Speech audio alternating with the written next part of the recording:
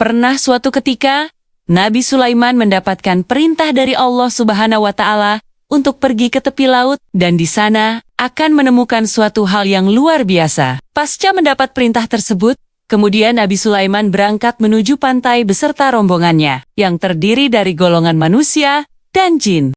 Setelah sampai di pantai, Nabi Sulaiman melihat ke kanan dan ke kiri, mencari tahu apa yang terjadi di sekitarnya. Teringat perintah Allah, bahwasanya ia akan menemukan suatu hal yang luar biasa. Lalu, Nabi Sulaiman terus mencari tahu, menengokkan kepalanya, ke kanan, dan ke kiri. Namun apa yang beliau lakukan belum bisa menjawab rasa penasaran yang ada dalam pikirannya. Menyelamlah ke dalam laut, lalu katakan kepadaku, apa yang kamu lihat di dalam sana? Jin langsung menyelam ke dalam laut, dan ia melaporkan jika tidak menemukan apa-apa di dalam laut. Kembali, Nabi Sulaiman memerintahkan, Menyelamlah ke dalam laut, lalu datanglah kepadaku, serta beritahu apa yang sebenarnya terjadi. Kembali para jin menyelam ke lautan, namun tetap tidak menemukan apa-apa. Wahai Nabi Allah, sesungguhnya saya sudah menyelam ke dalam laut yang sangat dalam. Saya mencari tahu apa yang terjadi ke sana kemari, namun saya tidak menemukan apapun di dalam sana. Masih belum puas dengan apa yang dikatakan Ifrit, Nabi Sulaiman pun kemudian memerintahkan Asif Barkhia untuk berdoa kepada Allah agar memberitahu apa yang terjadi di dalam laut. Asif pun berdoa kepada Allah untuk menunjukkan apa yang terjadi. Setelah Asif Barkhia berdoa, tiba-tiba datang sebuah benda berbentuk kubah yang mempunyai 4 pintu. 1 pintu terbuat dari batu intan. 1 pintu terbuat dari batu yakut. 1 lagi terbuat dari batu intan putih. Dan satunya lagi terbuat dari batu aquamarine zamrud hijau. Pintu pun terbuka.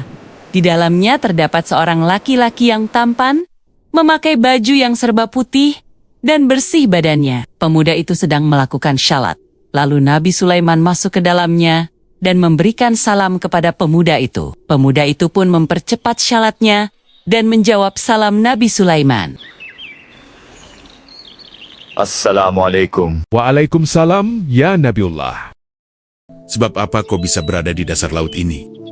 Wahai Nabi Allah, sesungguhnya bapak saya adalah seorang yang lumpuh dan ibu saya adalah seorang wanita yang buta. Saya merawat keduanya selama 70 tahun dengan penuh kasih sayang. Ketika ajal menjemput ibu saya, beliau berdoa, Ya Allah, panjangkanlah umur anakku dalam keadaan selalu takwa kepadamu. Dan ketika ayah saya meninggal, dia berdoa, Ya Allah, tempatkanlah anakku di tempat yang tidak bisa ditemukan oleh setan. Setelah saya memakamkan kedua orang tua saya berjalan ke tepi pantai untuk meredakan kesedihan saya. Lalu saya melihat sebuah kubah yang bercahaya. Kubah itu sangat indah. Saya masuk untuk melihat keindahannya. Lalu datanglah beberapa malaikat. Mereka membawa kubah itu ke dalam laut, sementara saya ada di dalamnya. Pada zaman siapa keluargamu hidup? Pada zaman Nabi Ibrahim, Lalu, bagaimana kamu bisa mendapatkan makan dan minum? setiap hari, seekor burung datang membawa makanan sebesar kepala manusia. Saya memakannya dan merasakan kenikmatan yang belum pernah saya rasakan di dunia.